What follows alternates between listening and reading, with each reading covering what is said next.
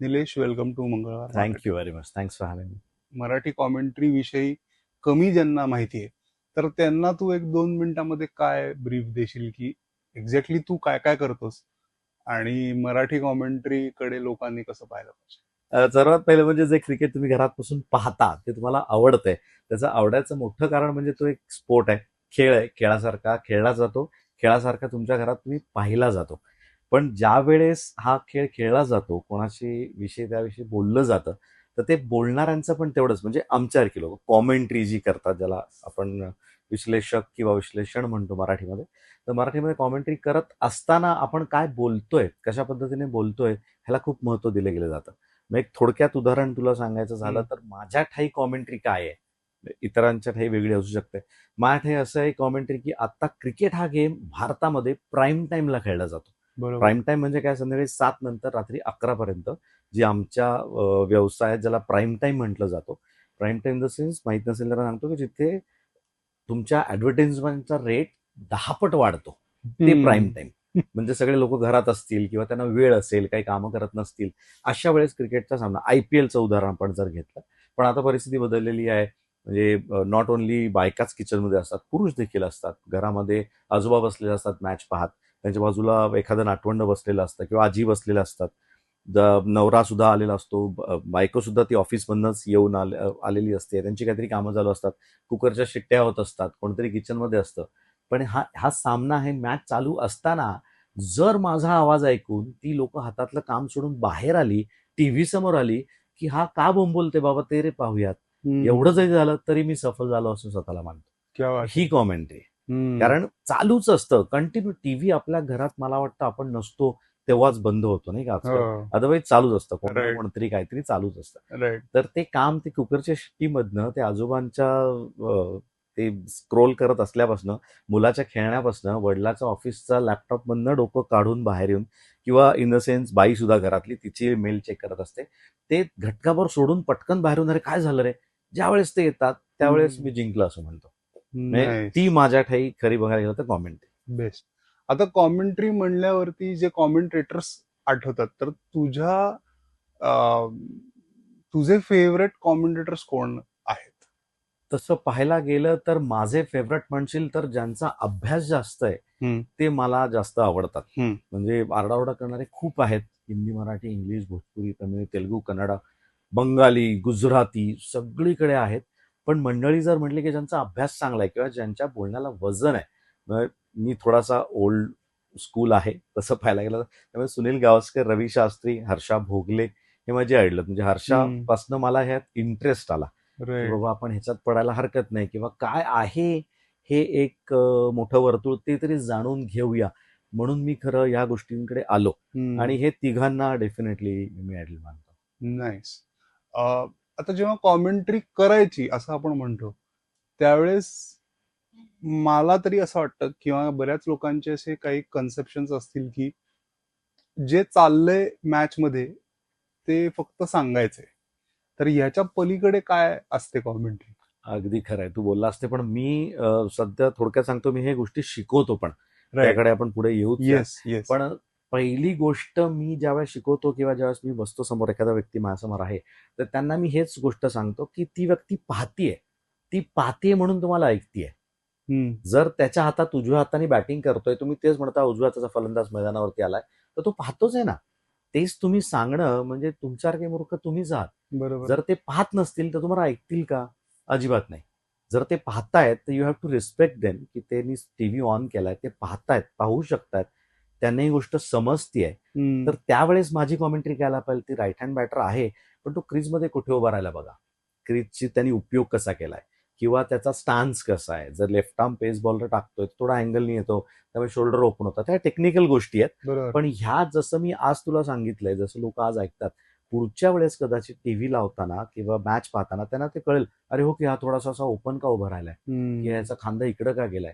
ह्या गोष्टी डोक्यात घालणं हे कॉमेंटेटरचं काम आहे असं मला खास करून वाटतं. म्हणजे every time we don't to educate them, त्यांना आनंद घेऊ द्यायचा आहे आपल्याला. पण जे पाहतायत तेच जर मी बोलत राहिलो तर त्या कॉमेंट्रीला मजा नाही, ते आणि ती बोरिंग कॉमेंट्री होऊ होणार नाही, शकतं. खूपच बोरिंग होणार. आता इथे जेव्हा आपण नॉलेज पण शेअर करतोय त्यावेळेस एक एस्पेशली भारतामध्ये हा प्रॉब्लेम येऊ शकतो असं मला वाटतंय की ऑलमोस्ट प्रत्येक जण क्रिकेट खेळलेला आहे. हम्म. गल्लीत असेल, कॉलेज लेवलला Yes. असेल, क्लबमध्ये असेल, कॉर्पोरेटमध्ये हल्ली खेळतात. त्यामुळे एक अरे मला माहिती आहे की हा कसा खेळतो किंवा हा शॉट कुठला आहे हे राईट. एक बेसिक किंवा रादर ऍडव्हान्स लेवल एज्युकेशन आहे. तर अशा केसेसमध्ये कॉमेंटेटर वरती काही प्रेशर असतं का? खूप दबाव असतो कॉमेंटेटरवरती. प्रेशर म्हटल्यानंतर सर्वात पहिलं काय मी तुला सांगतो, जर जसं मगाशी सांगितलं की आजोबा बघतायत, नातू पाहतोय, आवाज आल्यानंतर वडील आलेले आहेत. 3 जनरेशन, मी फक्त स्पेसिफिकली जेंट्सच उदाहरण घेतोय, लेडीज पण खूप आहेत.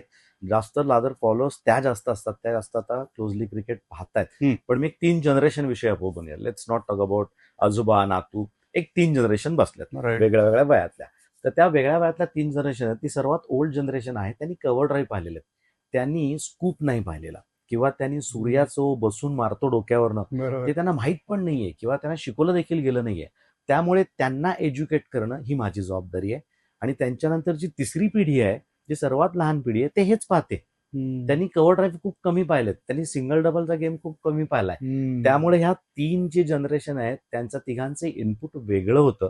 ज्या दरम्यान त्यांनी हा गेम पाहिलाय त्यावेळेस इव्हॉल्व्ह झाला गेम नक्कीच. आणि या तिघांनाही एज्युकेट करण्याचं काम माझ्याकडे आहे. जर समजा जसं तू म्हटलास कॉमेंटेटरची जबाबदारी आणि प्रेशर काय असतं, एक कव्हर ड्राईव्ह मारलाय, मी बोलताना बोलो अप्रतिम कव्हर ड्राईव्ह आहे, खांदा डोकं पहा, आणि हा कव्हर ड्राईव्ह ह्याच्यासारखा कोणी मारत नाही, विराट कोहली दी बेस्ट. आपण एक उदाहरण दिलं, तिथे विषय संपला.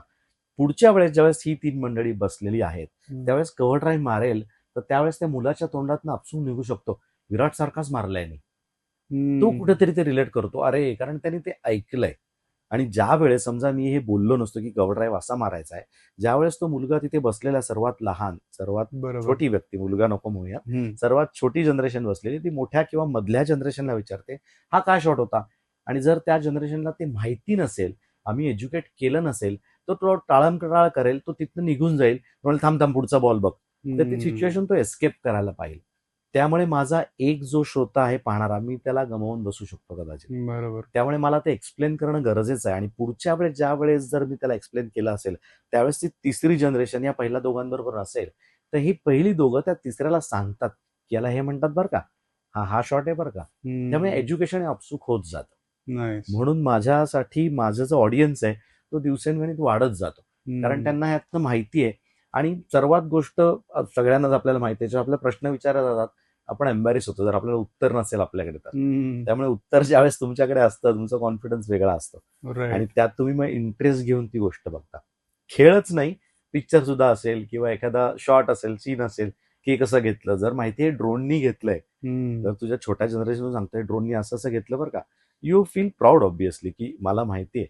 बरोबर. छोटी जनरेशन तुझ्याकडे पाहते ते पण असं हो यांना सगळं माहिती बरं का. तो is ready with questions which is really good. तर ती जबाबदारी आहे कॉमेंटेटर्सची, असं मला तरी वाटतं. जिथे तू म्हणतोस की अप्रतिम कव्हर ड्राईव्ह मारलाय, मे बी मॅच मध्ये 25 कव्हर ड्राईव्ह मारेल कोणीतरी, अख्ख्या मॅच मध्ये जास्तच मारतील, तर सगळ्याला तू अप्रतिम म्हणलास तर ते मोनोटोनस होऊन जाईल. एक्झॅक्टली. तर वोकॅब्लरीचा अभ्यास तू कसा करतो आणि तो किती गरजेचा आहे? खूप गरजेचा आहे, खूप खरं चांगला प्रश्न आहे हा. कारण जसं तू म्हटलास एका मॅच मध्ये 25-25 बाउंड्रीज असतातच, T20 मध्ये असतात. त्यामुळे आजकाल हे खूप महत्वाचं आहे. आणि ह्याचा त्रास आम्हाला डायरेक्टली होतो. कधी होतो, ज्यावेळेस तुम्ही त्या छोट्या पॅकेजेस पाहता, त्याला आपण रिप्लेज म्हणतो, किंवा एक छोटंसं तुम्हाला 4 तासाची मॅच तुम्हाला एक 10-12 मिनिटांमध्ये दाखवली जाते. त्यामुळे फक्त बाउंड्री सिक्सर्स विकेट असतात. त्यावेळेस हा त्रास खूप जाणवतो की अप्रतिम अप्रतिम, दरवेळेस फक्त अप्रतिमच येऊ शकतं. करेक्ट. तर त्यासाठी हे तुमच्या डोक्यात कप्प्यामध्ये कुठेतरी असलं पाहिजे की मी 2 शॉट पूर्वी अप्रतिम म्हटलं बरं का, आता मला तो शब्द नाही घ्यायचा आहे. हे तुम्हाला सवयीने करावं लागतं. त्याकरता ज्यावेळेस मी कोणाला शिकवतो किंवा माझ्याकडे स्वतः सुद्धा बघशील तर डायरी तयार असते माझी. आजकाल आमच्यापैकी खूप लोकांचे रील्स व्हायरल होत आहेत की समोर पुस्तकं असतात. पुस्तकं आमच्याकडे प्रत्येकाकडे असतात.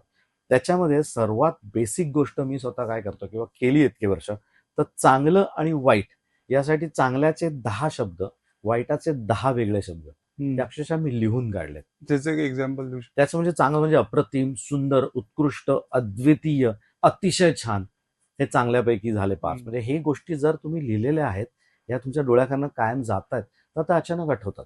खराबपैकी हे फार खराब होतं, अतिशय घाण, हे चालणार नाहीये, असं नाही खेळलं पाहिजे. तर ह्यासाठी ह्या गोष्टी वेगळ्या वेगळ्या असतात. त्यामुळे पहिलं होमवर्क काय असतो, तर चांगलं नाही तर वाईटसाठी तुमच्याकडे 10-10, 15-15 वेगळे वेगळे पर्याय पाहिजेत. ते तुम्ही अशा वेळेस तू जे म्हणतोस त्यास खूप वेगळं पडतात. इंटरेस्टिंग. तेवढं भाषेवरती पण कमांड म्हणण्यापेक्षा त्याची आवड असणंही तेवढंच गरजेचं आहे. प्रभुत्वच म्हणेन मी, तुमच्या तुमच्या लँग्वेजवरती प्रभुत्व बरोबर. पाहिजे. कारण आमच्या ह्याच्यामध्ये आहे की तुम्ही माती खाता ती लाईव्ह खाता. म्हणजे मराठीमध्ये अक्षरशः माती खाणं हा जो प्रकार आहे, तुम्ही ते जसं आपण आता एडिट करू शकतो, आपल्याला वाटलं नाही पॉज मोठा झाला, ते काही नाही. तुम्ही माती खाली, लाईव्ह खाली, त्याला सॉरी म्हणा, पुढे जागरण पुढचा बॉल पडणार आहे. त्यावेळेस मग ते तुम्ही डोंगर पोखरताय का आज फक्त अर्धा किलोच खाताय, हे तुमच्यावरती असतं सर्वस्वी. त्यामुळे हे खूप इंटरेस्टिंग फील्ड आहे आणि हे field it keeps you on your toes all the time. आमच्याकडे स्टिंट्स असतात. एक साधारण 5 ओव्हर्स दिल्या जातात आम्हाला, किंवा जर 50 ओव्हरची मॅच असेल तर एक 10 ओव्हर्स किंवा अर्धा तास असा वेळ ठरवलेला असतो. त्याचं कारणही तेवढंच महत्वाचं आहे, जसं तू विचारतोयस, की त्याच्यामध्ये आपल्याला आपली एनर्जी जी आहे ती तीच तशीच ठेवावं लागते. मगाशी तू म्हटलास की ह्याच्यामध्ये जर मी बोलतोय आता एवढा माझा फ्लॅट मध्ये मी बोलतोय, असं मी अर्धा तास जरी बोलत गेलं तर लोकांना वाटतं काय चाललंय ते कळणार नाही. पण मध्येच मी असं म्हटलं नाही आता काय करूयात आपण माहितीये का, आपण बसूयात आणि आता व्यवस्थित चर्चा करूयात. म्हणजे ती कशा पद्धतीने असेल की मग त्यातमध्ये माझे पोस्चर्स येतील, एखादा तुझा शब्द माझा प्रश्न, आणि ज्यावेळेस हे असं कॉन्व्हर्सेशन होईल ना त्यावेळेस लोकांना इंटरेस्ट वाटेल. करेक्ट.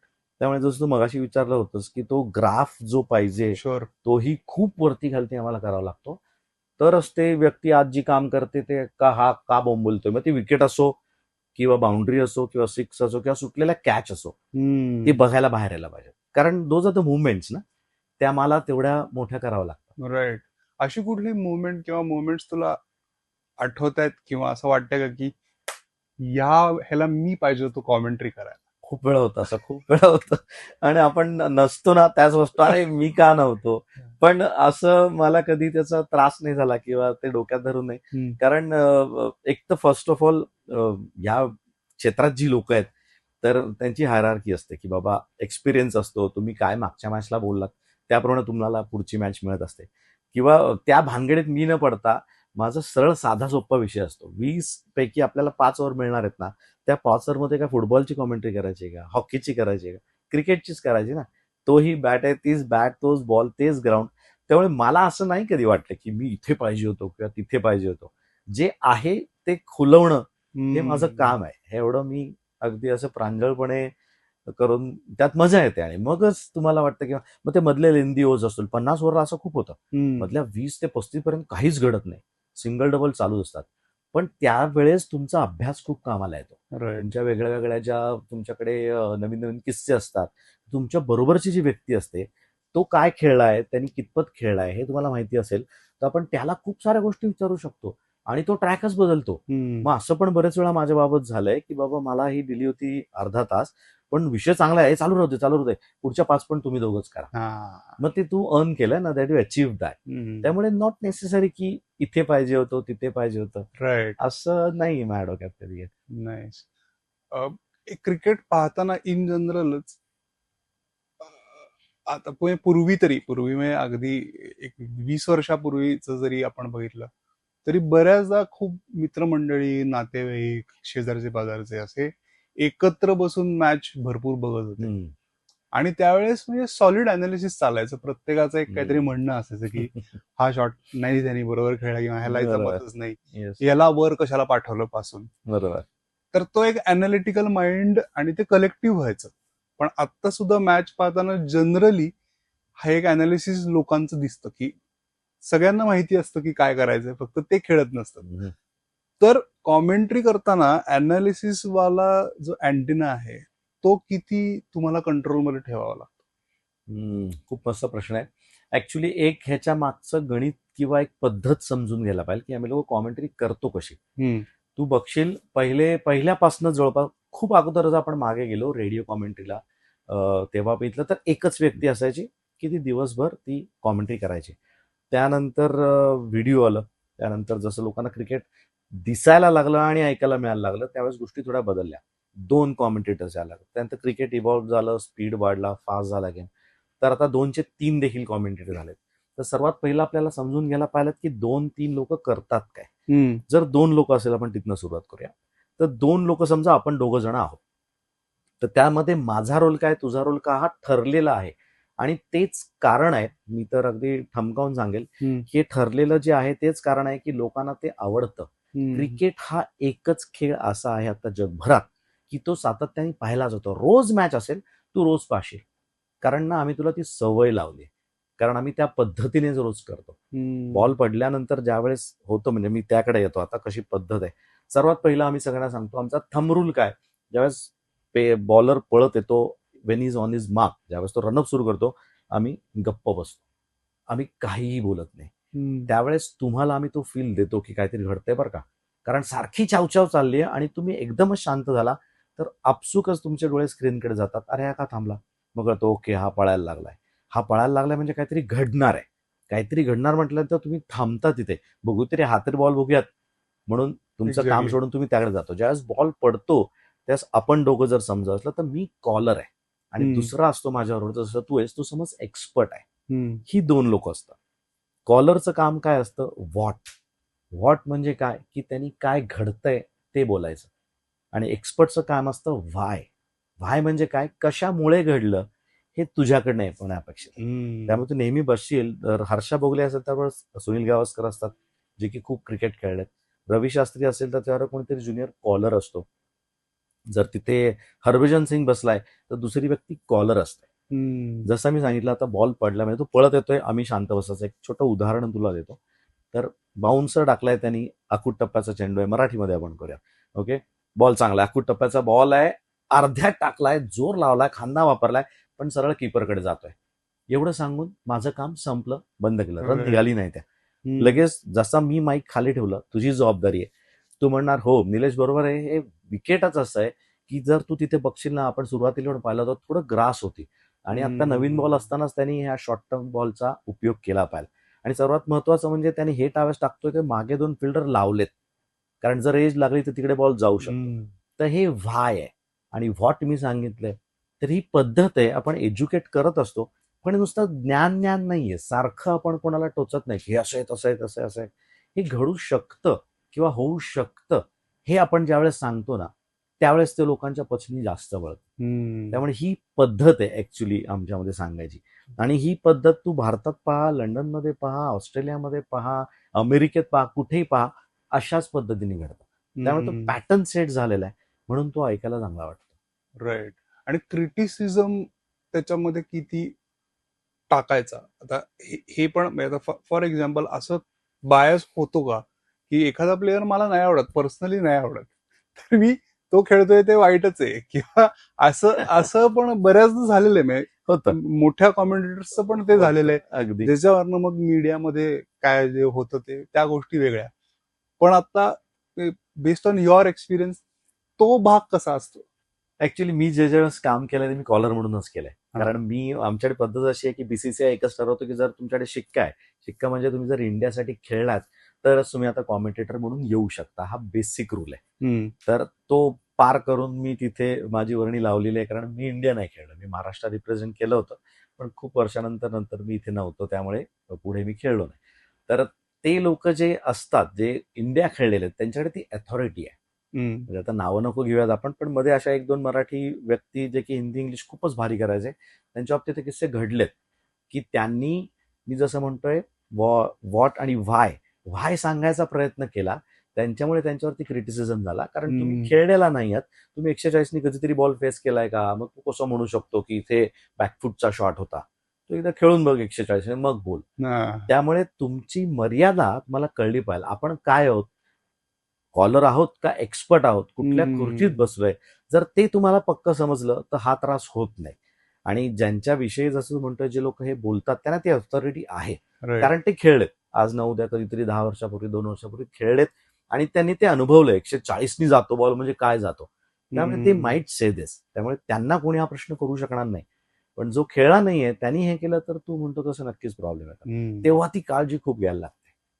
तर असं जर शिकायचं असेल तर त्यासाठी तुझा कोर्स पण आहे. राईट. तर त्याविषयी थोडंसं सांग. त्याचं स्ट्रक्चर काय असतं, तो कोणी केला पाहिजे, आणि मग आपण काही पुढचे प्रश्न आहेत ते तर घेऊया. येस. सर्वात पहिलं म्हणजे असं शिकवणारे व्यक्ती पूर्ण दुनियामध्ये खूप कमी आहेत. की कोणी कॉमेंटेटर व्हा म्हणून असं शिकवत नाही. ठराविक असा कुठली युनिव्हर्सिटी नाही आहे किंवा कुठलं कॉलेज नाही की हा कोर्स आम्ही तयार केलाय. एक स्पोर्ट्स मॅनेजमेंट नावाचा प्रकार असतो, तो बऱ्याच लोकांच्याकडे एफिलिएटेड कोर्स आहे ज्याचं सर्टिफिकेट मिळतं. पण कॉमेंट्रेटर कोणी घडवत नाही, बनवत नाही. त्यामध्ये खूप कमी लोक आहेत, त्यापैकी मी एक आहे. साधारण एक 27 एक लोक आतापर्यंत माझ्याकडनं पासआउट झालेली आहेत. तर पण मी रिजनलमध्ये जास्त काम करतो. मी अगदी खरं सांगायचं तुला तर टेनिस बॉल क्रिकेट आता वेड्यासारखं सगळीकडे पसरलंय. गेल्या 5 वर्षामध्ये तर खूप पसरलेलं आहे. युट्यूबवरती आज तुम्ही क्रिकेट टाका तर टेनिसच्या दिवसाला कमीत कमी 150 ते 200 मॅचेस दिसतात. तर तिथनं माझ्या खरं डोक्यात हे आलं होतं. कारण जसं मी मगाशी सांगितलं, बीसीसीआय सांगतं की जोपर्यंत तुम्ही खेळलेला नाही आहात, तुमच्याकडे शिक्का नाहीये तुमच्या स्टेटचा किंवा जास्त करून इंडियाचा, तोपर्यंत तुम्हाला इथे संधी नाहीये. आणि आत्ता कुठेतरी जाऊन रिजनल लँग्वेजेस थोड्याफार खोलायला लागल्यात, त्यामुळे कोणाकोणाला संधी मिळायला लागली. बरोबर. पण जर तुम्ही हा कोर्स करता तर त्यामध्ये तुम्ही टेनिसमध्ये करू शकता, लेदरच्या सुद्धा बाकी एक पॅरलल टुर्नामेंट खूप साऱ्या होतात. म्हणजे जी लोक माझ्याकडे शिकलेत त्यांचं पहिले मी सांगतो, ते अगोदर 2,000 आणि 2,500 रुपये दिवसावरती काम करत होते. जवळपास 8-10 तास आपलं ओरडायचं आणि 2,000-2,500 घ्यायचे. पण जसा कोर्स केला मग त्यांनी एक लगेच फरक जाणवतोच ऑब्व्हियसली. बरोबर. तर तीच लोक आज 5-6 हजाराच्या खाली दिवसाला येत नाहीत, की 5,000 आणि त्यांना मिळतात. हा महत्वाचा मुद्दा आहे. तर तो कोर्स बेसिकली असा आहे, म्हणजे जी लोक जनरली आत्ता करतायत, जी या क्षेत्रात आहेत, ज्यांना माईक कसा वापरायचा माहिती आहे, ते लोक जास्त करून याच्यामध्ये इंटरेस्ट घेतात. आणि थोडंफार क्रिकेटची माहिती असणं यासाठी खूप गरजेचं आहे. कारण तुम्ही जर कव्हर ड्राईव्ह म्हणजे ऑफ ड्राईव्ह मारलाय आणि तुम्ही म्हणाल चांगला आहे, लेग साईडला त्याने धावा केला, तर ते कोणी ऐकणार पण नाही आणि कोणाला ऐकावं वाटणार पण नाही, तुम्हाला पुढची मॅच मिळणार पण नाही. त्यामुळे ती लोक जे क्रिकेट खेळतायत ते ह्याच्यामध्ये जास्त येतात. मिनिमम क्वालिफिकेशन आता आम्ही म्हणतो की तुमचं 18 वय तरी मिनिमम पाहिजे. कारण ते एक अर्निंग एज आपण ज्याला म्हणतो. काहीतरी स्वतः खेळलेलं असलं पाहिजे. नाही तर मग मी स्वतः ऑडिशन घेतो. समजा काही खेळलं नसेल, पण बऱ्याच लोकांचा अभ्यास चांगला असतो, त्यांनी केलेले असतात कॉमेंट्री, मग त्यांना आपण एनरोल करून घेऊ शकतो. साधारण 8 ते 10 दिवसाचा फक्त हा कोर्स असतो. दिवसाला 2 तासच मी घेतो, कारण 2 तासाच्या वरती जास्त ह्याच्यामध्ये तुम्ही वेळ देऊ शकत नाही. आणि हा पूर्णतः ऑनलाईन कोर्स आहे. तू तुझ्या घरी बसायचा, मी माझ्या घरी बसायचा. समोर लॅपटॉप पाहिजे, हे महत्वाचं, चांगला हेडसेट पाहिजे आणि तुमचा स्पीकर माईक चांगला पाहिजे. ही मिनिमम त्याच्यामधली आपली रिक्वायरमेंट आहे. त्यामध्ये ऍक्च्युली आपण सुरुवात अशी असते कोर्सची की कसं बसायचंय. कॅमेराकडे तुम्ही बघता, समजा माझ्यासमोर कॅमेरा चालू आहे, तर मी कॅमेराकडे बघताना लेन्समध्ये माझं लक्ष कुठे पाहिजे, मी बसल्यानंतर माझं पोश्चर काय पाहिजे, मी असं बसून चालणार आहे का, असं बसल्यानंतर आता मलाच जाणवतं की माझ्या पोटावरती प्रेशर येत आहे, माझ्या शब्दामध्येच एकदमच आवाज बदलला. त्यामुळे बसताना मी कसं बसलं पाहिजे, मग तुमचं ते पोश्चर काय पाहिजे, कॅमेराकडे तुमची कॉमेंट्री कशी पाहिजे, कॅमेरा बरोबर तुम्ही जुळवून कसं घेतलं पाहिजे, हे पहिले 2 दिवस आपण ह्या गोष्टी शिकवतो. त्याच्यानंतर मग तिसऱ्या दिवशी ऍक्च्युली आपण कॉमेंट्रीकडे येतो. या पहिल्या 2 दिवसामध्ये आपण सांगतो की कॉमेंट्रीत काय करू नये, काय करावंपेक्षा काय करू नये, ह्याची माझी लिस्ट जास्त मोठी आहे. कारण जर तुम्ही रिअलाइज केलं की करायचं नाही, तर ऑब्व्हियसली काय करायचं तुम्हाला समजून जातं. मग तिसऱ्या दिवशी आपण ऍक्च्युली मॅच लावतो युट्यूबवरती एखादी, ती म्यूट करतो आणि त्या मॅच वरती कॉमेंट्री आपण करतो. तर ती कशी करतो, तर जसं मी सांगितलं, 2 जण जे असतात हे बऱ्याच ठिकाणी बरेच लोक करत नाहीत. त्यांना वाटतं माझ्या हातात माईक आहे म्हणजे मी तो सोडायलाच नाही पाहिजे आणि मी खूप बोललो म्हणजे खूप चांगली कॉमेंट्री केली. हे खूप लोकांच्या डोक्यात, जसं ते साफ चूक आहे. त्याच्याकडे मी पुन्हा येईनच, एक्झाम्पल मी तुला थोड्या वेळानंतर त्याचं देईनच की कमी का बोलावं लागतं. पण जास्त बोलणं म्हणजे चांगली कॉमेंट्री हे ज्यांना वाटतं ते कॉमेंटेटर्स नाहीत. मग त्यांनी कीर्तन करावं किंवा एक पॉडकास्टमध्ये यावं किंवा स्वतःचं इंडिपेंडंट अॅनालिटिक एखादा रिव्ह्यूज करावे, अनालिसिस करावं एखाद्या गोष्टीचं, अॅनालिटिक तुम्ही बसा, त्याच्यामध्ये तुम्ही करा. कॉमेंट्री करताना काय घडतंय किंवा जे घडतंय त्याच विषयी तुम्ही बोलत असाल तेही चूक आहे. तर ह्या सगळ्या गोष्टी आपण शिकवत असतो. राईट.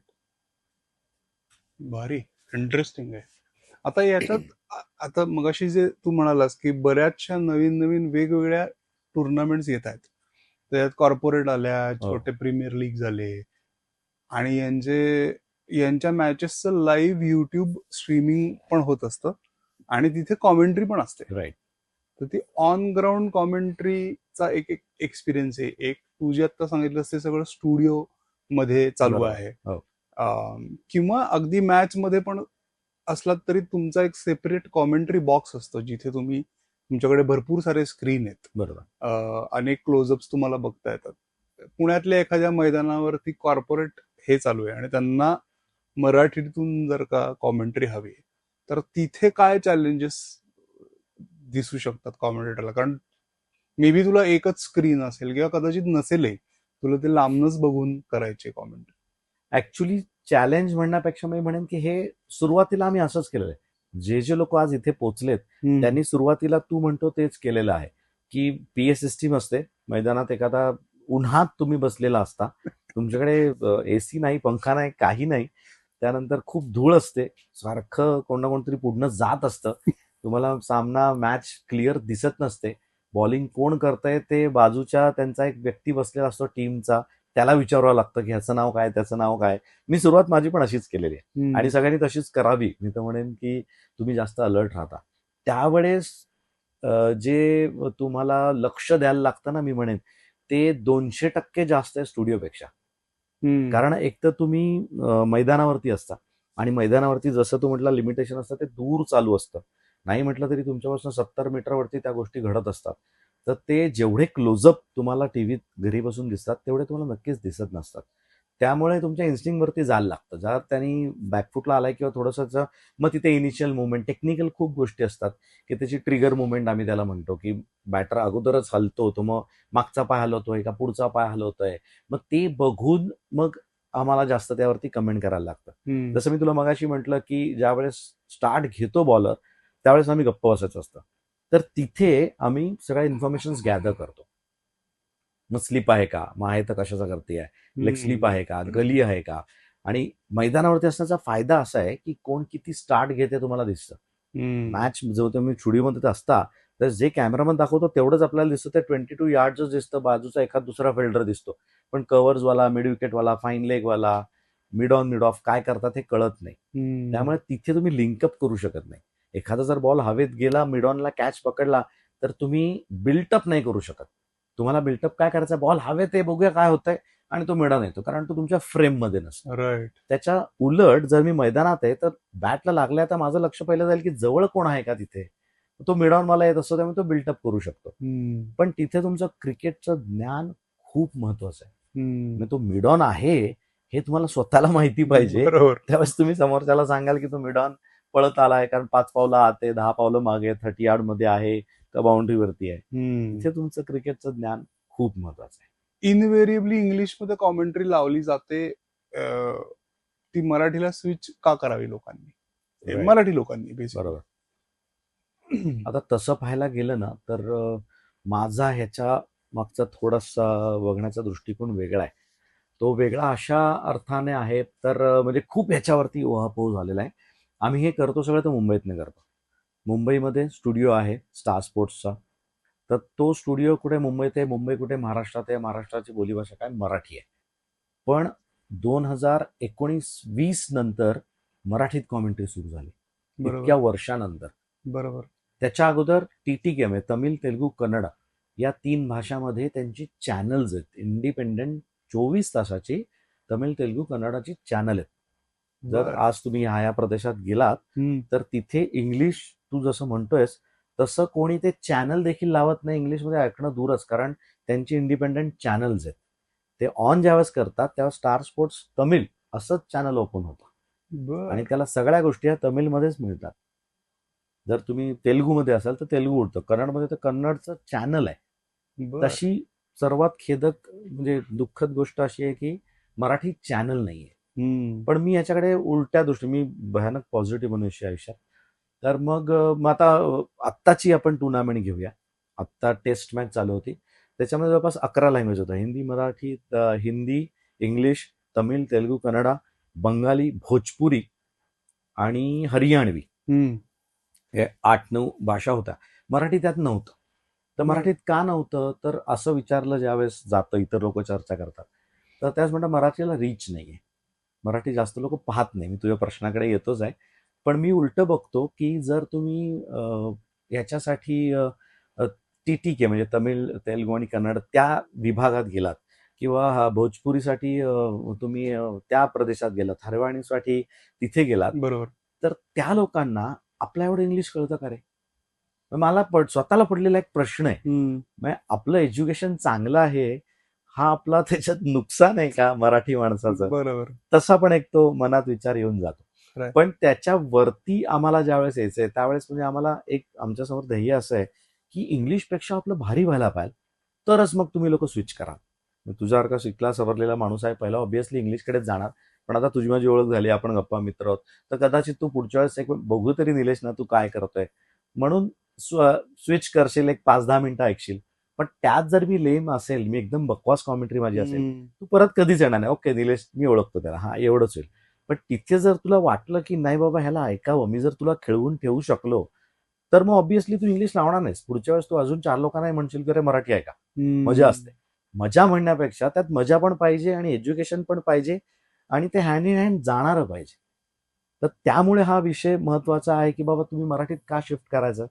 तर सर्वात पहिले एक एक्सपेरिमेंट म्हणून करा, असं मी सगळ्यांना रिक्वेस्ट करेन. बरोबर. इंग्लिशकडनं 1-2 ओव्हर ऐका, एक स्टिंट ऐका.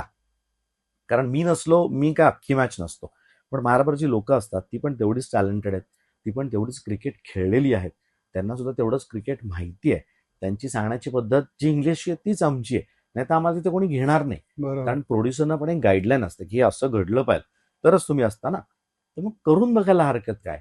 मला माहिती आहे तुम्हाला इंग्लिश फार चांगलं कळतं, हिंदी तुम्ही त्यांच्या चुका काढू शकता, इंग्लिशमधलाही काढू शकाल, त्याबद्दलही वाद नाही. पण थोड्याशा मराठीतला काढायचा प्रयत्न करा ना चुका. म्हणजे ज्यावेळेस तुम्ही चुका काढायला जाल त्यावेळेस ऍक्च्युली तुम्ही पाहाल, you will be part of it. त्यामुळे ते थोडंसं रिक्वेस्ट सगळ्यांना अशी आहे की मराठीत येऊन ऐका. पसंत नाही पडलं, ऑब्व्हियसली तुमच्याकडे ऑप्शन आहेत, इंग्लिश आहे, हिंदी आहे. काही लोक आजकाल बऱ्याच वेळा मी तू आपलं ऑफ स्क्रीन चालू होतं बोलणं की भोजपुरी फार भारी असते रे, पण ती पद्धत तशी आहे. आपल्याला एवढा भाषेचा दर्जा प्राप्त झालेला आहे, आपण त्या लेवलला येऊन नाही बोलू शकत. बरोबर. त्यामुळे आणि तसं म्हणजे बोली भाषेत किंवा डेली आपण जसं बोलतो तसं आपण बोलत नाही, जसं भोजपुरी त्याचा डायलेक्ट जो आहे एक्झॅक्टली. आणि तो अर्थातच भोजपुरी सुद्धा जेव्हा कॉमेंट्री, जेव्हा लोक म्हणतात की ती मजा आहे, ती सलग तू 10 ओव्हर नाही ऐकू शकत. 1-2 ओव्हर ऐकलंय, मध्ये टाइमपास केला, हसलो, दॅट इज फाईन. पण सिरियस मॅच बघतोस तू तर त्याच्यामध्ये ते एवढं नाही तू. म्हणूनच कदाचित तिला अभिजात भाषेचा दर्जा प्राप्त नाही झाला, मराठीला झाला. अगदी अगदी नाही. आणि मे बी T20 पासून जिथे गेम फास्ट आहे, तर तिथे ऍक्च्युली चांगला इन्सर्शन पॉइंट आहे टू टेस्ट मराठी कॉमेंट्री. आणि तेवढीच मजा येते, बिलीव्ह मी स्वतः करतोय, त्यामुळे मी एवढं कॉन्फिडेंटली सांगू शकतो. कारण आम्ही सुद्धा एवढ्या फ्रेजेस टाकतो, एवढ्या गोष्टी असतात आमच्याकडे. आणि असं म्हणजे आपण चहा प्यायला जर 4 मंडळी भेटलो ना आणि मग त्याच्यात गप्पा जे चालू असतात ना, तसं करायचा आम्ही प्रयत्न करतो. म्हणजे नाक्यावरच्या, चौकावरच्या, कट्ट्यावरच्या गप्पा तुम्हाला त्या ह्याच्यावरती दिसतात मॅच पाहताना, तसं जाणवतं. अजून एक डायलेक्टचा विषय मला तुला विचारायचा होता की मराठीमध्ये प्रत्येक खूप कमी डिस्टन्स वरती तुझा लहेजा चेंज होतो. एक्झॅक्टली. तर तो ह्या मराठी कॉमेंट्रीमध्ये मराठी भाषेचा जो पैलू आहे, हा जो महत्वाचा पैलू आहे की साताऱ्याकडे बोललं जाणारं मराठी वेगळे, पुण्यात बोललं जाणारं मराठी वेगळे, सोलापूर वेगळे, नगर औरंगाबाद वेगळे, अजून नागपूरकडे गेलात तर वेगळे. तर हे सगळे फ्लेवर्स येणं एकतर महत्वाचं आहे का, आणि बी जर ते येत असतील तर त्याचं क्युरेशन कसं केलं पाहिजे. अगदी खरं. खरं तुझ्या प्रश्नामध्येच तुझं उत्तर आहे. जर तू त्या क्षेत्रातला नाहीयेस किंवा त्या एरियामधला नाहीये, तर तिथली बोलीभाषा तू तितका वेळ ऐकणारच नाहीस, तुला ते जमणारच नाही, पचनीच पडणार नाही. बरोबर. त्यामुळे सगळं फिरून हे येतं पुण्याकडे. कारण पुण्याचं मराठी असं आहे, शुद्ध आहे, सांस्कृतिक आहे, सगळं आहे. पण ते बोलणं जाणारं साताऱ्याला पण समजतं, सोलापूरला पण समजतं, किंवा कोल्हापूरला पण ते पचनी पडतं, किंवा अजून विदर्भात जरी गेलास तरी त्यांना सुद्धा कळतं. त्यामुळे सर्वात महत्वाचं हे आहे की एखादाच तुम्हाला जर पॅटर्न चालवायचा आहे, आता हे बघितलं जाणार आहे, हे ऑल ओव्हर भारत तर बघतच, मराठी रिजनल लँग्वेज बाहेर जास्त पाहिल्या जातात. आउट ऑफ इंडिया आमचं रेकॉर्ड सांगतं आम्हाला की भारतामध्ये महाराष्ट्रापेक्षा तुम्हाला जास्त युकेत आणि US मध्ये जास्त व्ह्यूज आहेत. तर तिथे त्यांना ते आवडेल का, तर नक्कीच आवडणार नाही. त्यामुळे तो जो व्यक्ती जी बोलतोय त्यावेळेस म्हणजे आम्हाला आमचे प्रोड्युसर पण बरेच वेळा या गोष्टी सांगतात. जर आता मी पुण्यात वाढलोय, मोठा झालोय म्हणा, पुणे मुंबईच्या व्यतिरिक्त मी कुठं असं राहिलेलं नाहीये. त्यामुळे ती सोलापुरी किंवा कोल्हापुरी माझ्या तोंडात येतच नाही किंवा मला ते माहिती नाहीये. ती बरोबर वाईट आहे का तसं अजिबात मला म्हणायचं नाही. पण ती माझ्या तोंडात आपसूक येत नाही. बरोबर कदाचित मुद्दाम मी म्हटलं नाही आज मला आबे आबे का आबेच करायचंय तर मी करू शकेल, पण एखादी ओव्हर बरोबर त्याच्या पुढे माझी पोच नाहीये. पण ज्यावेळेस जर एखादी व्यक्ती करत असेल तर कारण मी बरोबर असतो त्यावेळेस मग प्रोड्युसरचा येतं बस झालं बरं का आता बहुत हो गया बस अभी वापिस बॅक टू नॉर्मल सांगितलं जातं. आणि ते वेसण घालणं पण गरजेचं आहे. कारण जसं तू म्हणाला तो अगदी योग्य की मी का 20 मिनिटं अर्धा तास तेच तेच ऐकू. आणि बरोबर मग ते ते तिकडचे रेफरन्सेस येतात. आता चितळ्यांचा रेफरन्स मी खूप वेळा देतो.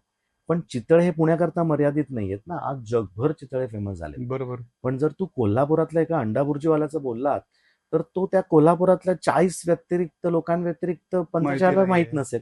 बरोबर किंवा रंकाळा बोलला तर ठीक आहे, एक साधारण 2-3-10,000 लोकांपर्यंत जाईल.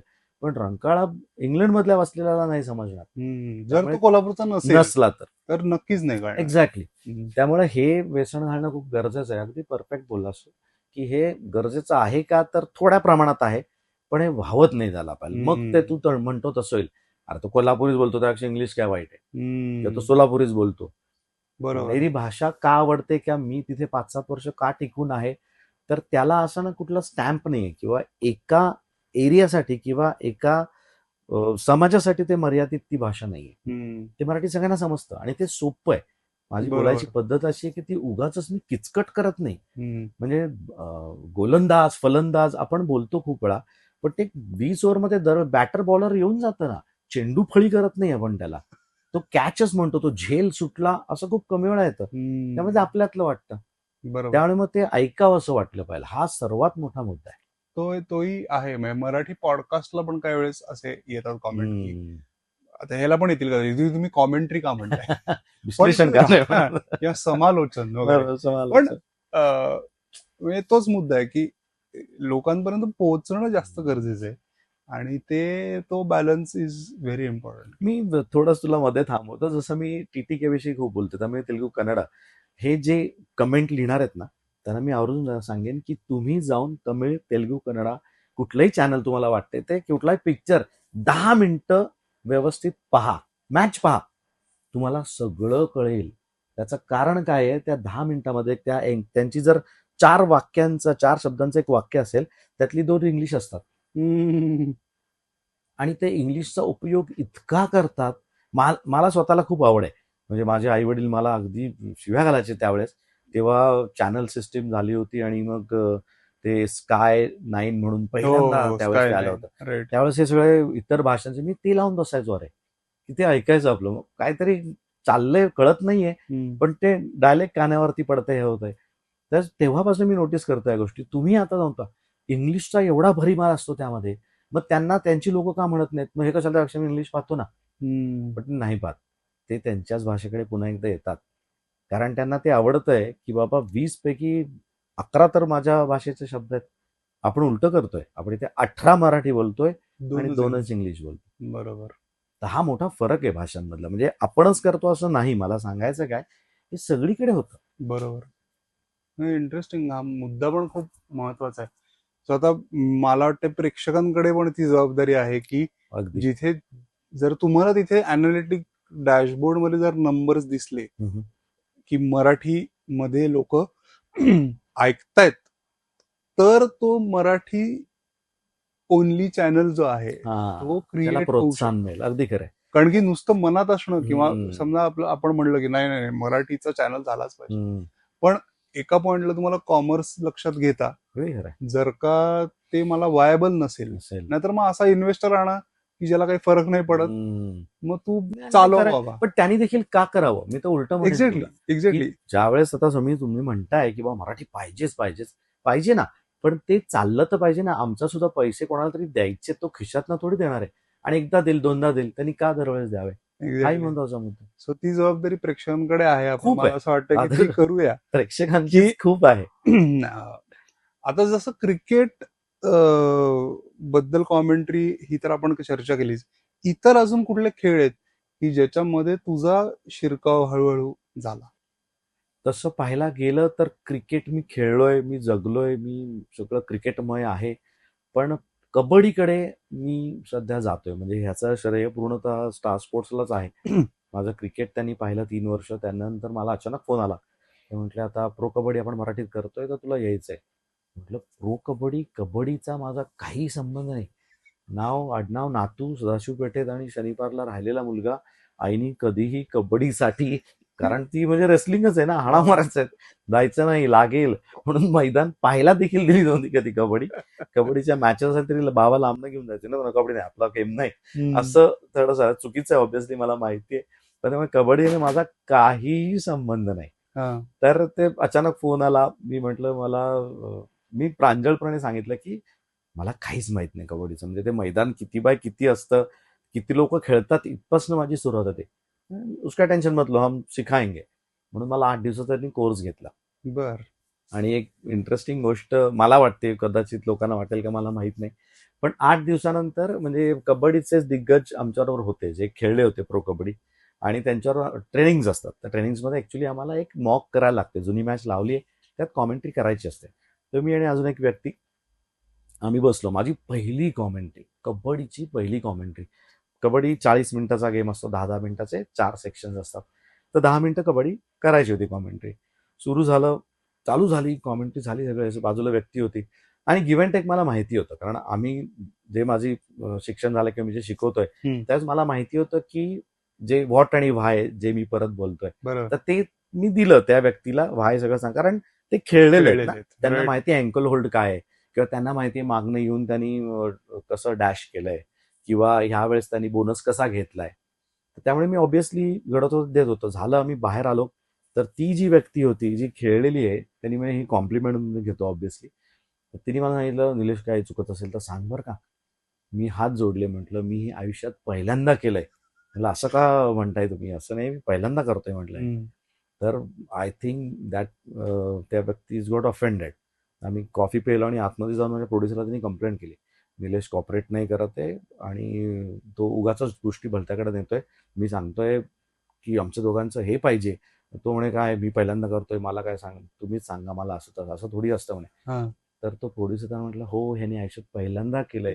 हे फर्स्ट त्याची मॅच आहे की त्यांनी अशी कॉमेंट्री केलेली." मग ती व्यक्त माझ्याकडे आल्यानंतर, सॉरी मला वाटलं तू माझी घेतो, म्हणजे उलट अर्थी त्या गोष्टी वाटल्या होत्या. पण ते त्या लेवलवर पर्यंत घेऊन जाणे तुमची जबाबदारी असते. आपण म्हणतो आता शाळेत असतात, म्हणजे सगळी मुलं जी आहेत मंडळी, शाळेत काय शिकवतात? अरे शिकवतात, तुम्ही जर लक्ष दिलं ना, तर व्यवस्थित लक्ष दिलं तर खरंच शिकवतात. थोडाफार फरक पडू शकतो. 100% पडेल असं नाही मी म्हणत आहे. काय घ्यायचं ना, हे तुम्हाला कळलं पाहिजे. राईट. आता प्रो कबड्डीचं पण व्ह्युअरशिप बऱ्यापैकी इम्प्रूव्ह झाली आहे, कारण खूप फॅक्ट की ते आता 10-12 वर्ष चालू आहे, सेज इट ऑल. तर आता जे लोक आपल्याकडे कबड्डी बघत नाहीत, जे तू एक्झाम्पल दिलंस तुझंच, तसं माझंही आहे. म्हणजे मी कबड्डी थोडाफार खेळलेलं आहे, पण असं माहिती नाही प्रोफेशनल लेवल. नाही, प्रोफेशनल वगैरे तर खूपच लांब राहिलं. पण जसं बघितली नाही. हा, तर अशा लोकांना तू काय एक सांगशील की कबड्डी हा गेम जर तुला असा स्निपेट मध्ये सांगायचा असेल, थोडे रूल्स, थोडे अटॅक्स काय असतात, किती लोक आहेत, मैदान किती मोठं आहे, तर तसं काही जिस्ट आपण देऊ शकतो? सर्वात पहिलं, मी पहिल्या वर्षी ज्यावेळेस मी कबड्डी केली, तर झाला आमचा सीझन संपला, आमची छोटीशी पार्टी असते, ती पार्टी झाली, नंतर प्रोड्युसरशी मी बोलत होतो. म्हटलं, पुढच्या वर्षी मला बोलवा नाही बोलवा हा तुमचा प्रश्न, म्हटलं सर्वस्वी, कारण माझ्या हातात नाही, पण मी कबड्डी हा गेम पाहणार. कारण त्यांनी मला एवढी त्या गेमची ग्रीप माझ्यावरती होती ना. 40 मिनिटं, 10 मिनिटं तुम्हाला सलग कॉमेंट्री करायची. इथे 10 मिनिटांमध्ये क्रिकेटच्या फक्त 2 ओव्हर होतात. 10 मिनिटांमध्ये दुसऱ्या ओव्हरचे 4च बॉल होतात, कारण मध्ये ऍडसाठी जागा असते. इथे 10 मिनिटांमध्ये ही लोक 20-20, 22 पॉइंट्स काढतात. त्यामुळे एवढा फास्ट गेम आहे ना तो. आणि वाटतं आपल्याला की छोटं मैदान आहे, तिथे जे सेंटर्स असतात, सेंटर फॉरवर्ड्स असतात, त्यांच्याकडे खूप सॉर्टेड आहे, ठरलेलं आहे, कोणी पकडायचंय, कोणी जाऊन रेड करायचे. रेडर्स वेगळे आहेत, डिफेंडर्स वेगळे आहेत. मग तो रेडर जो असतो, तो राईट रेडर आहे का लेफ्ट रेडर आहे, हे देखील ठरलेलं असतं. माणूस जाताना, तुम्ही जनरली आता आपण म्हणतो रायटी बॅटर आहे, लेफ्टी बॅटर आहे, तुम्ही समोरच्या पार्टीत समोरच्या ह्यांच्याकडे जाताय त्यावेळेस तुम्ही उजव्या हाताने चढाई करताय की डाव्या पायाने चढाई करताय ह्याच्यामध्ये सुद्धा फरक एवढे असतात. त्यामुळे खूप इंटरेस्टिंग गेम आहे. थोडक्यात संपतं आणि तिथे कस लागतो. वेळ कमी असला तरी पण तुमचं 100% नाही 200% द्यायला लागतं. म्हणजे कॉमेंट्री करताना आम्हाला 300% द्यावं लागतं. तर खेळणाऱ्याची गोष्टच वेगळी. बघून दमायला होतं. ऍब्सोल्युटली 10 मिनिटामध्ये 20-22 पॉईंट काढणं साधी गोष्ट नाहीये. आणि तुम्ही कंटिन्युअसली म्हणजे अगोदर ज्यावेळेस मी शाळेत खेळायचो त्यावेळेस मला माहिती होतं कबड्डी म्हणजे कबड्डी कबड्डी बोलत राहायचं. ज्यावेळेस तुम्ही कबड्डी बोलायला मध्ये श्वास घ्याल त्यावेळेस तुम्ही आउट. कारण शाळेत अशीच कबड्डी खेळू जायची. कारण गरवारे शाळेत होतो ते फरशीचं मैदान होतं. तिथे पडून आम्हाला दुखापत व्हायची. त्यामुळे सर म्हणायचं हा तू कबड्डी बोलणं थांबला चल ये बागे. तर ते तसं नाहीये. कबड्डी म्हणून कबड्डी बोलत राहणं ह्याच्यावरती विषय नसतो. त्यांना टाइम दिला गेलेला असतो. पण म्हणून मी म्हणाल की आवर्जून पहा. अमेझिंग गेम आहे. म्हणजे जे क्रिकेट पाहतात ना त्यांनी तर नक्कीच पाहावा. कारण दे कुड रिलेट की इथे ज्यावेळेस एखादा बॉल लेग साईडला जातो त्याच ऑफ साईडची 6 मंडळी निवांत असतात. कारण तो लेग साईडला बॉल गेला आपल्याला काही करायचं नुसतं आपलं तुम्ही निवांत राहा. तो लेग साईडवाला बघेल आणि किपर बघेल. पण इथे ज्यावेळेस एखादा डिफेंडर समोर असतो किंवा एखादा रेडर आत जातो त्यावेळेस अख्ख्या टीमला अलर्ट राहावं लागतं. एवढा तो टीम गेम आहे. आणि मराठीत खास करून मी तुला सांगेन की आम्ही त्याच्यामध्ये एवढी धमाल करतो ना. म्हणजे एवढ्या फ्रेजेस वापरतो म्हणजे एवढ्या जे पकडी वगैरे जे आहेत तर त्याला आता काही टेक्निकल गोष्टींमुळे आम्हाला त्याला तेच इंग्लिश शब्दच वापरावे लागतात.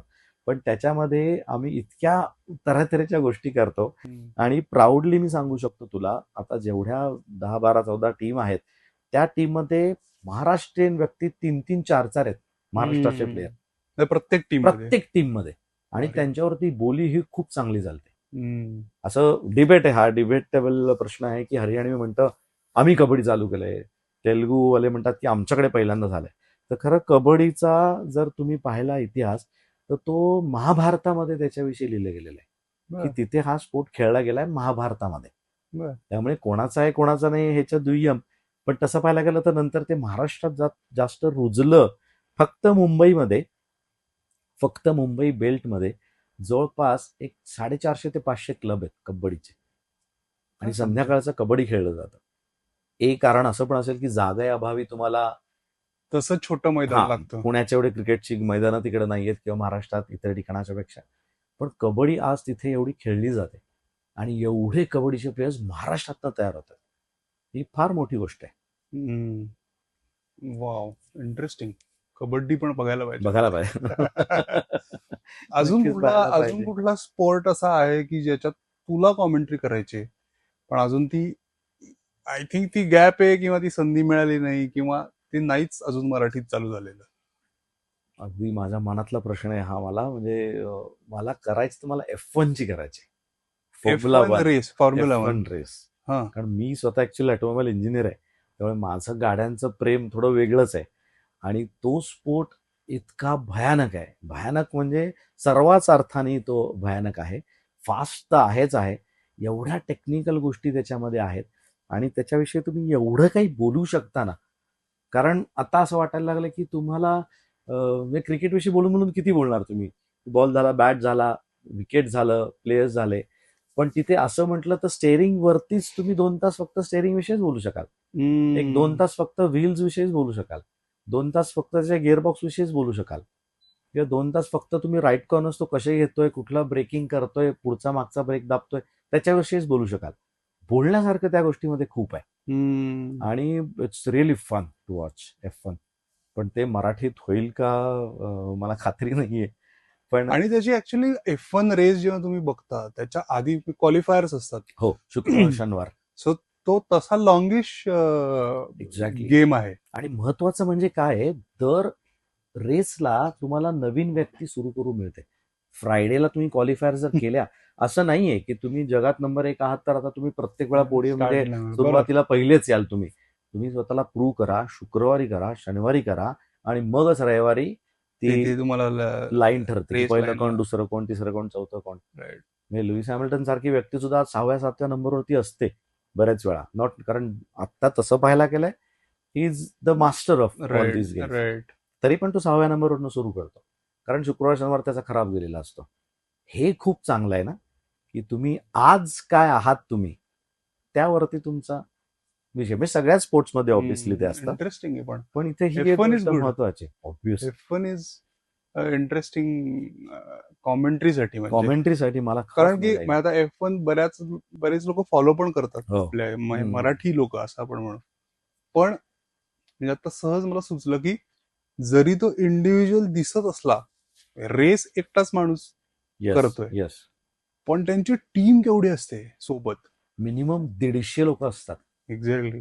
आणि एक शनिवार रविवार गॅप घेऊन पुढची रेस एक आठवड्यानंतर करण्याचं कारणच ते आहे की त्यांना सगळं आपलं घरदार उतरून ते कासवाचं विराड आहे. ते तिथे गेले एक दिवशी, गुरुवारी येतात, सेटअप चालू होतो, सोमवारपासून परत त्यांचे प्रॅक्टिस चालू होते, शुक्रवार शनिवार रविवार मॅच होते, रविवारी संपली की परत सगळं गोड्या विस्तारा बांधा, सोमवारी परत निघा. म्हणजे एकेका टीमचे 12-12 ट्रक असतात. DHL त्यांची कंपनी आहे जी की सगळं हे शिपमेंट करायला मदत करते. पण हा 150 ते 200 लोकांचा तो प्रवास जो आहे तोच अमेझिंग आहे. सगळं इथनं उचलून तुम्ही घेऊन जायचं, पुढच्या आठवड्यामध्ये नवीन ठिकाणी जायचं.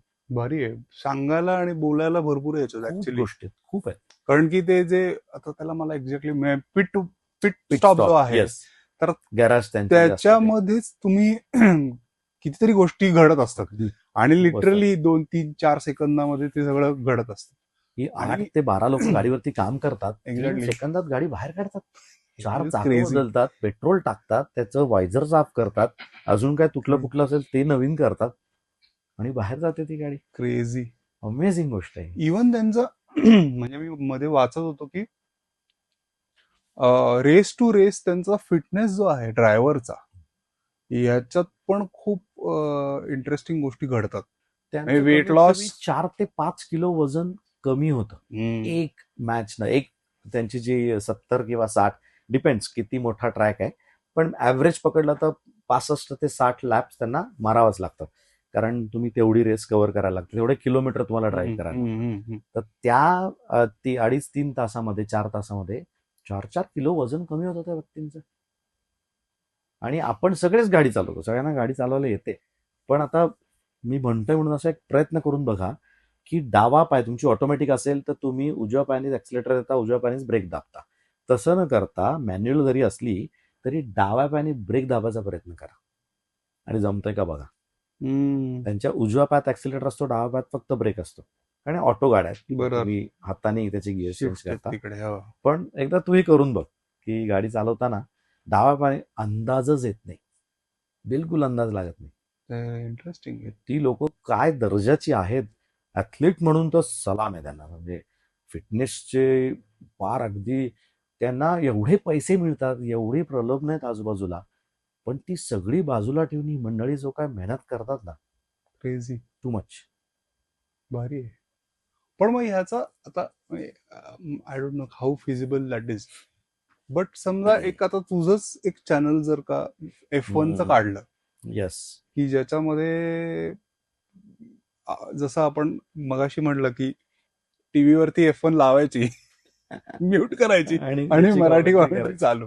एक तुला सांगू का, म्हणजे ही जरा खेदजनक बाब आहे असं म्हणायला हरकत नाही, आणि खास करून मराठी मंडळींमध्ये. मी चॅनल काढू शकेल, मी ते चालवू शकेल, मला त्याच्यातली माहिती आहे, मी ते वापरू शकेल, सगळं चांगलं आहे, पण समोरची जी व्यक्ती ज्या वेळेस F1 बघते ना, तर ती मराठीत ऐकायला पसंत नाही करणार, त्याला कमीपणा वाटेल. हा जो न्यूनगंड आहे ना मराठी माणसाचा, हा काढला पाहिजे स्वतःच्या भाषेबाबतला. तुम्ही आज जर एखाद्या हॉटेलमध्ये बसलायत, आणि ऑफिसचं जर उदाहरण घेऊया, माझं ऑफिस आहे, मला माहिती आहे ऑफिसमध्ये 40 लोक आहेत, सगळी महाराष्ट्रीयन मंडळी आहेत. किती IT मी तुला असे दाखवेन जे तुमचे, मी इव्हेंट्स पण खूप सारे करतो, तर त्यांचं ते काय म्हणतात, तुम्हाला एक टीम असते ना तुमची, तो टीमच्या साठी काहीतरी एक डिनर असतो, हे असतो, तसं असतं, आणि तो बॉस जो आहे, टीम मॅनेजर, तुम्हाला येऊन सांगतो याचं नाव ते, त्याचं नाव, त्याचं नाव ते, त्याचं नाव. 99% महाराष्ट्रीयन मंडळी आहेत, 99% पुणा, कोल्हापूर, मुंबई अशी मंडळी आहेत, पण तो म्हणतो इंग्लिशमध्ये कर बरं का. मग मी पहिला त्याला प्रश्न विचारतो, का मराठीत प्रॉब्लेम आहे काही?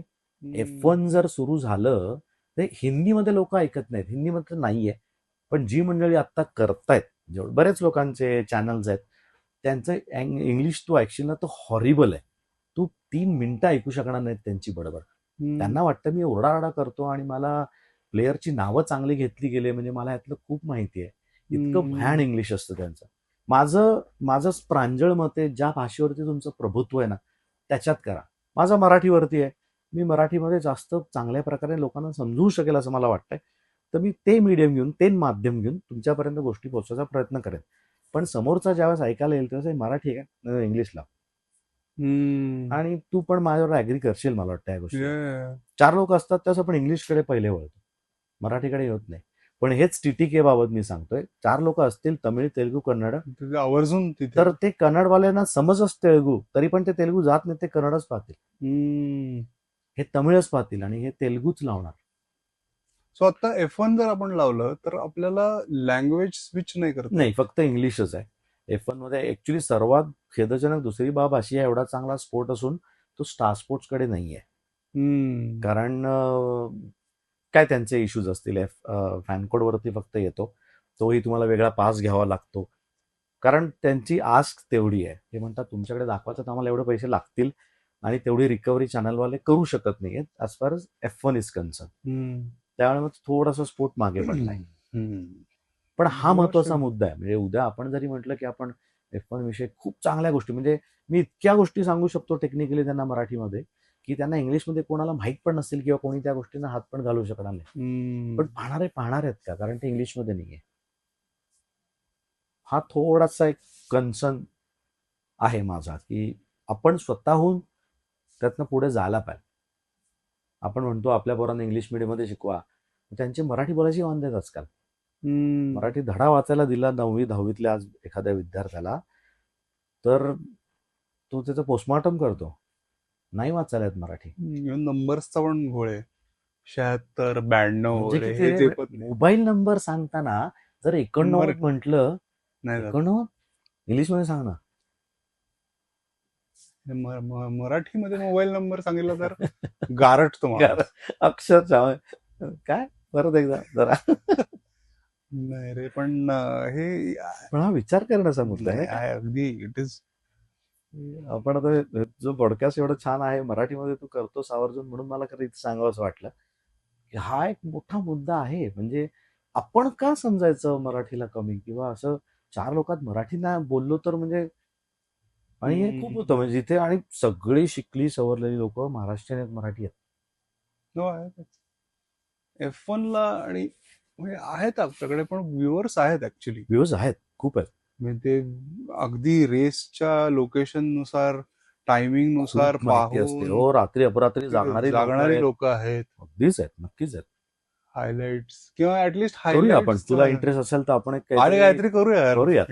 नवीन एक ह्याच्या इव्हन फॉर दॅट मॅटर मी आता म्हणत होतो की एक बेसिक हायलाइटेड व्हर्जन जरी सुरुवात झाली ना, झालेली मॅच काय झालं काय नाही झालं, एक तुझं हे झालाय, रिव्ह्यू झालाय, किंवा ओव्हरऑल एक स्निपेट आहे मॅच, बरोबर, ज्याच्यामध्ये थोडं टेक्निकल नॉलेज पण. फक्त त्यांच्या म्हणजे जेवढी मला माहिती आहे त्याबद्दल कॉपीराईट्सचे भयानक असतात. तेच फोटो जरी डाउनलोड करायचा म्हटलं, these guys are crazy, foolproof, ते बिलकुल घेऊ देत नाही. पण व्हिडिओला तर तो स्ट्राईकच मारेल आपल्याला युट्यूब वरती इमिजिएटली, लगेच येईल.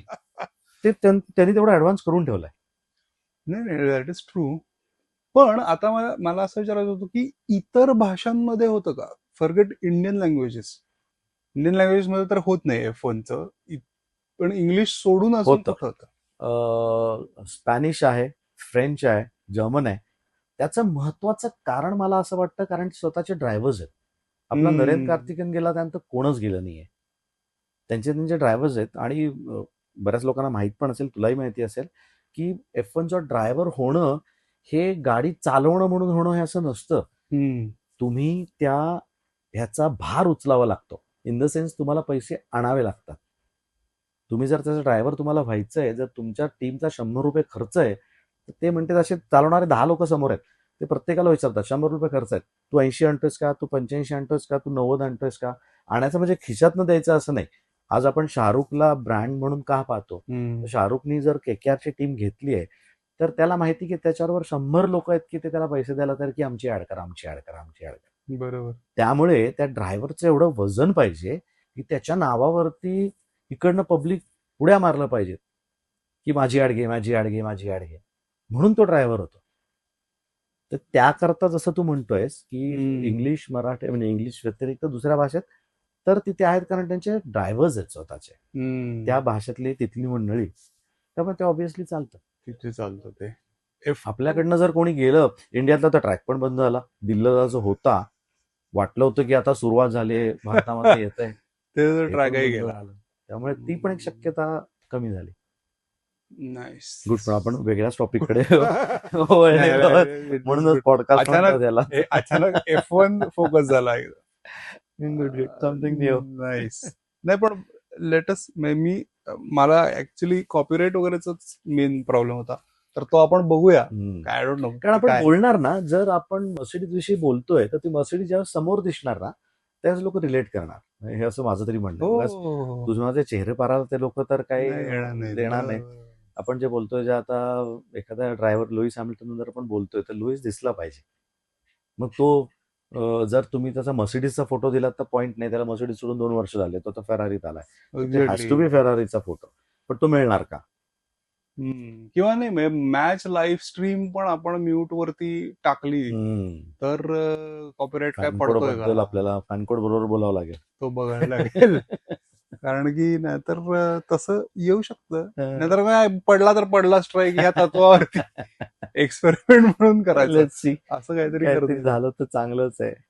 ग्रेट. सो आता पुढे काय टुर्नामेंट्स आहेत, काय कुठे? पुढे आता लगेच अगदी परवाच नवीन शेड्यूल आलेलं आहे, ते T20 वर्ल्ड कपचं आहे. आता मराठी जेवढं आहे तेवढं मी आता जिओ स्टार झालं ऑब्व्हियसली, तर जिओ स्टार वरून मी करतोच आहे. आता फेब्रुवारीपासून वर्ल्ड कप येईल, त्याच्यानंतर मग आमची जत्रा सुरू होईल, IPL जत्राच म्हणतो त्याला मी, कारण खूप गोष्टी असतात त्याच्यामध्ये, खूप नवीन नवीन काय ना काहीतरी असतात. ते 3-3.5 महिने 4 महिने ते चालतं, मे एंड किंवा जून फर्स्ट वीक पर्यंत ते चालतं. ते होईपर्यंत मग परत डोमेस्टिक सर्किट चालू होतं, मग तिथे आहे हे राऊंड द क्लॉक गोष्टी चालू असतात. त्यानंतर परत प्रो कबड्डीचं साधारण हे काय असतं ड्युरेशन? दिवाळीच्या जवळपास चालू होतं, September October November. 20 day thing ना? नाही, जवळपास 65-70 दिवस चालतात, 3 महिन्याच्या वरती चालतं. कारण प्रत्येक जण प्रत्येकाशी खेळतो. आता थोडंसं बदललंय त्यांनी, की प्रत्येक जण म्हणजे होम अवे असं टाईप होतं, म्हणजे प्रत्येक जण प्रत्येकाशी खेळायचाच. म्हणजे जर आपल्या दोघांच्या टीम आहेत तर तू माझ्याशी खेळणार, परत तू माझ्याशी खेळणारच, असं असायचं. त्यामुळे मॅचेस खूप असतात. रग्बीची आता जी झाली ना, rugby premier league, Rahul Bose त्याचा हे आहे, प्रेसिडेंट आहे, तर the entire tournament was over the weekend. फक्त वीकेंडच नाही झालं, ती संपली सुद्धा. I think maybe 2 weekend और जस्ट 1 वीकेंड. बर, सॅटर्डे संडे मध्ये टीम्स कमी असतील, आहेत आणि फर्स्ट होतं, सो अजून तो तेवढा त्याला हे नाही आलेला ना. पण म्हणजे अगेन रग्बी पण इंटरेस्टिंग गेम आहे भारतासाठी, कारण तो आपण जास्त खेळत नाही खेळत, पण त्यांनी ते एक लावून धरलंय राहुल बोस, तिथे त्याला आणायचं. Good nice. पण म्हणजे ह्याचा ट्रॅव्हलचा भाग तुझा जास्त नसतो, म्हणजे मोस्टली मुंबईच्या स्टुडिओ घडतं कसं की जगात कुठेही मॅच असल्या तरी पण 4 लोकांच्या वरती जास्त लोक मैदानात नसतात. ते 4 कोण असतात? इंग्लिश मधली 2, हिंदी मधली 2च. त्याच्यामधले मी कॉमेंटेटर्स विषयी बोलतो, आणि एक अँकर असतो. 3-6 लोक जो धरलीस तर 6 लोकच मैदानावरती असतात. बाकी सगळी जी जनता असते ते सगळे आम्ही लोअर परेलला आमचं स्टुडिओ आहे, बिल्डिंगच आहेत, तर त्या बिल्डिंग मध्येच आम्ही असतो. असं तुझ्यासारखाच आमचा स्टुडिओ असतो, जसं तू मगाशी म्हणालास. आम्हाला पहिले स्क्रीन दिसतं, मोठं थोडं स्क्रीन असतं आमच्याकरता. आम्हाला तुम्ही जे टीव्हीवरती पाहता त्याच्या काही सेकंद आम्हाला अगोदर दिसतो, त्यामुळे आमचा आवाज ऍड होतो खालती, त्याचे स्कोर वगैरे ज्या काय गोष्टी असतात त्या येतात, आणि मग ते तुम्हाला फायनली दिसतं. आता ह्याच्यात अजून एक मला असं विचारायचं होतं की स्टॅट्स बद्दल माहिती असणं, काही लोकांना खूप top of the head stats माहिती असतात, कोणी किती रन केला, या मॅचला काय झालं, ओव्हरऑल ऍव्हरेज किती आहे, तर ह्याचं पण नॉलेज असलेलं बरं तुमच्या आर्मरीमध्ये. असं काय आहे का फार फरक नाही पडत? पण आता म्हणजे हे मी गुपित फोडतोय असं म्हणायला हरकत नाही, हे कोणालाच माहित नसतं. आमच्याकडे एक वेगळा मनुष्य बसलेला असतो, त्याचं काम फक्त स्टॅट्स देणं एवढंच असतं.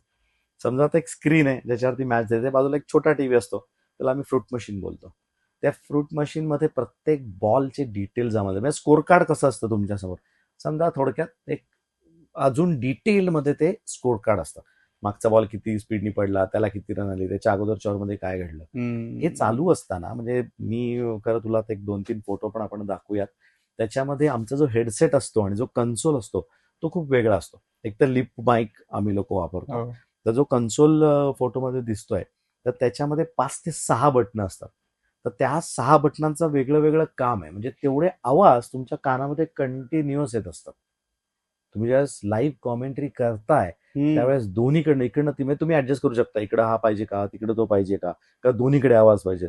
माझी सवय म्हणशील तर 3 मी इकडे घेतो, 3 इकडे घेतो, कारण ते जरा वेगळं वेगळं तरी वाटतं, कंटिन्युअस येतं. तर मग इकडे आला की कळतं की बाबा टेक्निकल, इकडे आला की कळतं की बाबा हे जास्त इमोशनल आहे, अशा गोष्टींसाठी. तर ते कायम कानात तुमचे आवाज पडत असतात. आणि हे कायम कानात आवाज पडत असताना तुम्ही बघताय त्याला रिलेट करून तुम्हाला बोलायचं असतं, कॉमेंट्री करायची असते. आणि हे जे सगळे कानात आवाज येतात त्यातला एकही आवाज मराठीत नसतो. ते हिंदी नाही तर इंग्लिशमध्ये बोलतात. आता नशिबाने जिओ स्टार झाल्यापासून मी स्वतःला खूप हे समजतो, लकी समजतो की आता आमचं प्रोड्युसर आणि डिरेक्टर मराठी आहेत. प्रोड्युसर असतो, डिरेक्टर नाहीच. डिरेक्टर कधीच मराठी बोलणार असतो, तो हिंदी नाही तर इंग्लिशच बोलत असतो, कारण तो वर्ल्ड फीड करत असतो, सगळ्यांनाच बरोबर. त्याचं बोलणं ऐकायला जायला लागतं. तर प्रोड्युसर जरा तरी मराठीमध्ये बोलतो. बाकी स्टॅटवाला झाला, प्रोड्युसर झाला, डिरेक्टर झाला, त्याच्यानंतर अजून कोण असेल, मैदानावरचा आवाज आहे, हे सगळे मराठी व्यतिरिक्त सगळ्या भाषा तुमच्या कानावरती कंटिन्युअस पडत असतात. आणि प्रोड्युसरचं काम असतं किंवा डिरेक्टरचं काम असतं की ज्यावेळेस 5वा बॉल झाला त्यावेळेस सांगतो असतं की लास्ट बॉल आणि तुम्ही स्कोर सांगा आणि थांबा. स्कोर अँड पॉज हे त्याचे शब्द आहेत. Score and pause that is is last word. कारण म्हणजे आपण बघितलं आपलं सगळं हे चालतं गणित ते ऍडव्हर्टिजमेंटवरती चालतं. आणि जर इथे ऍडव्हर्टाइजमेंट घ्यायच्या अगोदर मी पल्हाळ लावत बसलो तर ती अर्धी ऍडव्हर्टाइज केली तर माझ्यासारख्या 4 लोकांना घरी बसावं लागेल, कारण तेवढं त्याचं गणित महत्वाचं असतं. बापरे, कठीण. त्यामुळे हे Chaotic आहे म्हणजे. एकदम एकदम एकदम एकदम सो आय थिंक त्यामुळेच तो 5 ओव्हरचा slot seems to be stress better. खूप असतो. म्हणजे तुम्ही जर T20 बघितलं ला. त्याच्यात थकवा जर तुम्ही असा मेजर केलात तर 5 ओव्हरमध्ये तुम्ही मुंबईपुणे ड्राईव्ह कराल तेवढं तुम्हाला थकवा येतं, कारण तेवढं प्रेशर असतं. आणि सेम टाइम तुम्हाला ते डिलिव्हर करायचं असतं की तो ग्राफ खाली न्यायला पाहिजे, तर ते T20 तर वरतीच पाहिजे, IPL म्हणजे आणखीन वरतीच पाहिजे. एक्झॅक्टली. तुमच्या फ्रेजेस आहेत त्या तुम्हाला कधी कधी कशा कशा वापरायच्यात, कुठे वापरायच्या आहेत ते तुम्हाला वापरायला लागतं. त्यामुळे हे टास्क आहे आणि म्हणून कमी लोक आहेत. खरं पाहायला गेलं ना, असे चौका चौकात कॉमेंटेटर्स नाही मिळत या ह्याच्यावरती पोहोचलेलं, कारण ते थोडंसं डिफिकल्ट आहे. मस्त. पण निलेश, थँक्स अ लॉट. खूप मजा आली. आणि आता क्रिकेटचा आणि प्रो कबड्डीचा सीझन आहेच आहे, तर मला वाटतं पॉडकास्ट निमित्त आपण सांगू की एकदा 10 ओव्हर देऊन बघा आणि स्विच करा मराठीला. परफेक्ट. आणि मला तर वाटतं की आता मी जास्त IPL तेवढा पाहत नाही, पण आता तुझ्यासाठी मी IPL नक्की बघीन मराठीमध्ये कॉमेंट्री ऐकण्यासाठी. तर आय थिंक सगळ्यांनी ते केलं पाहिजे. Yes. So thanks a lot Nilesh. Thank you. Absolutely pleasure speaking with you. Thank you. Thank you very much. Thanks for having me. Thanks.